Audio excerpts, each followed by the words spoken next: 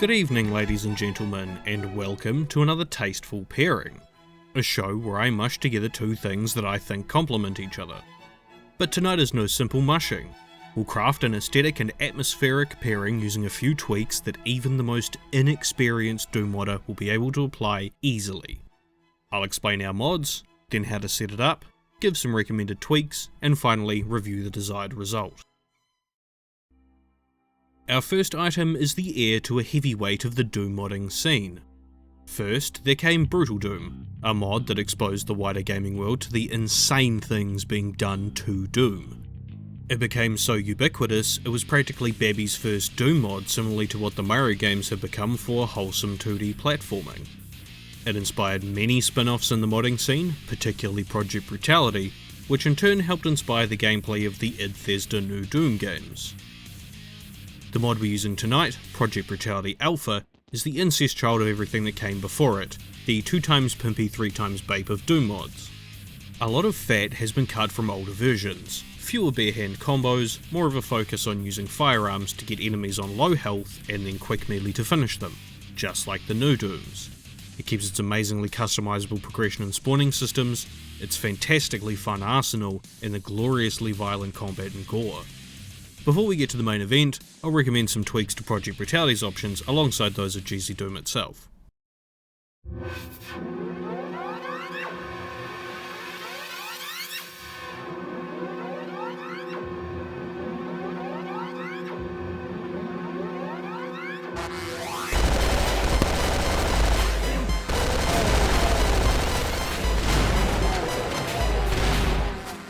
Our second ingredient is Unfamiliar Ultimate, a mapping project to recreate the 3 original episodes of Doom 1, or taking advantage of advanced GZDoom features and Doom 2's wider monster roster and super shotgun.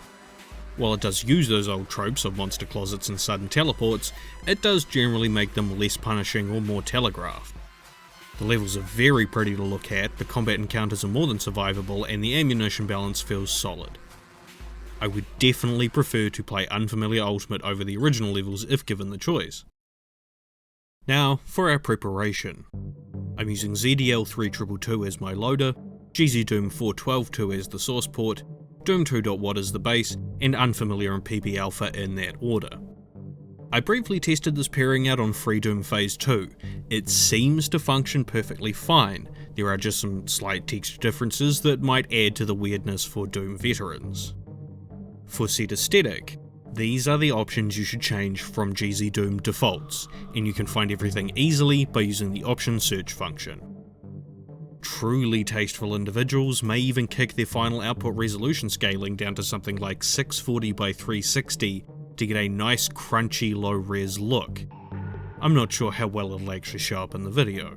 Before we begin the experience, there's 3 more things to be addressed quickly. First, this is a lot better playing in HDR if you can, using Vulkan as the renderer and its experimental HDR option. If you don't have one, it's no huge loss, but an HDR or OLED screen really makes the colours explode and helps give more distinction to darker hues and textures. Second, here are some personal choice changes I like to make to Project Brutality settings. These can also be found using options search. A couple of them are things I think should be on by default, but this is entirely to taste. Third, music and horror can be a point of controversy. I've intended for no music to be used at all in this pairing, but if you prefer music, I have 2 suggestions. The Quake 1 soundtrack by 9 Inch Nails already sounds like creepy ambiance. I think this most perfectly fits the tone of the Unfamiliar Brutality package and upholds that feeling of being somewhere you don't belong and that doesn't like you.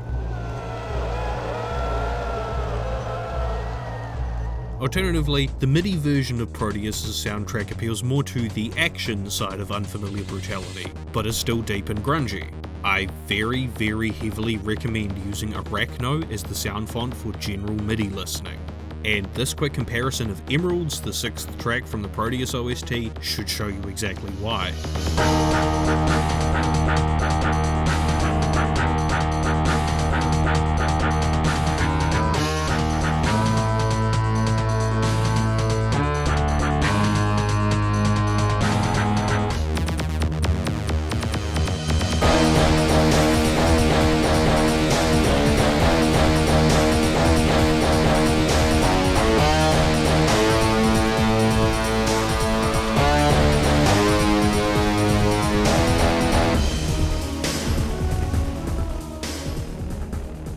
Now, with our load order sorted, all of the visual tweaks, gameplay toggles and rebinding controls finished, it's time to load up.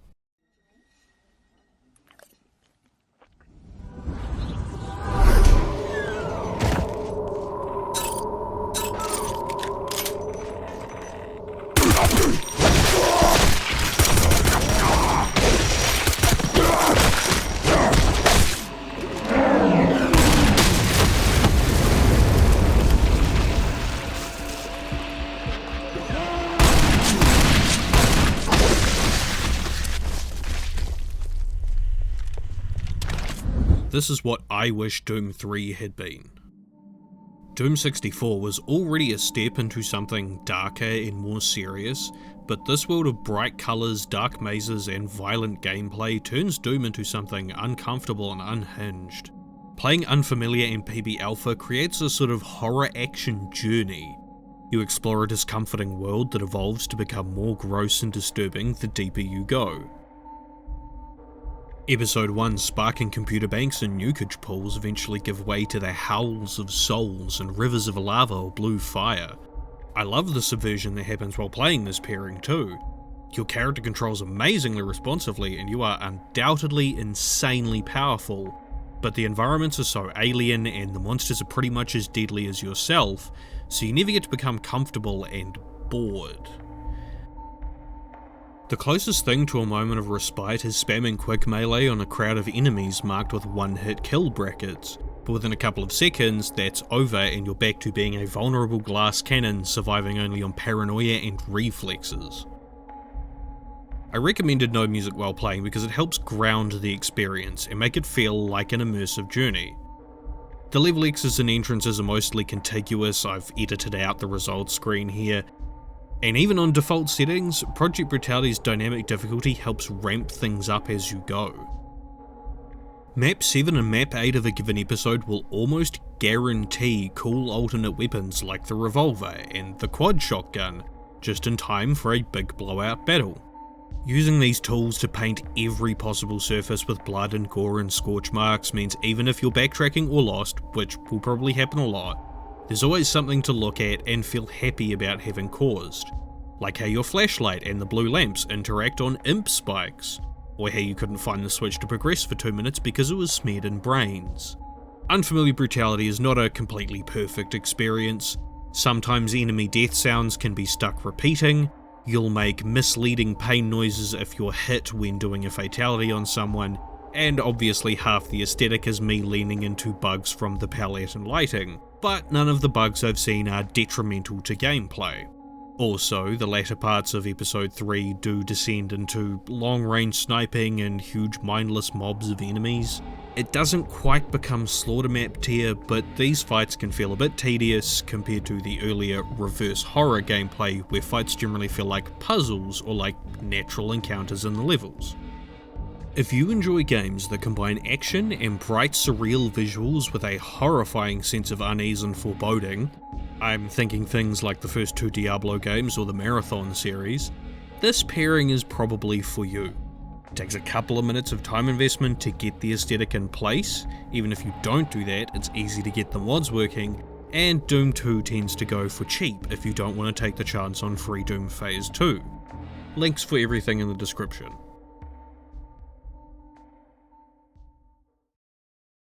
Thank you for watching tonight's episode of Tasteful Pairings. I hope this has given you a challenging and visually interesting experience to play through. I also hope the new microphone sounds good, and now that I finally have it, I'm able to get back to work on all the things I haven't had the time or hardware to work on. I've been Ash the Conjurer, your Ludicino sommelier for the evening, and if you'll excuse me, I have a vineyard in Grandsis that I need to check up on.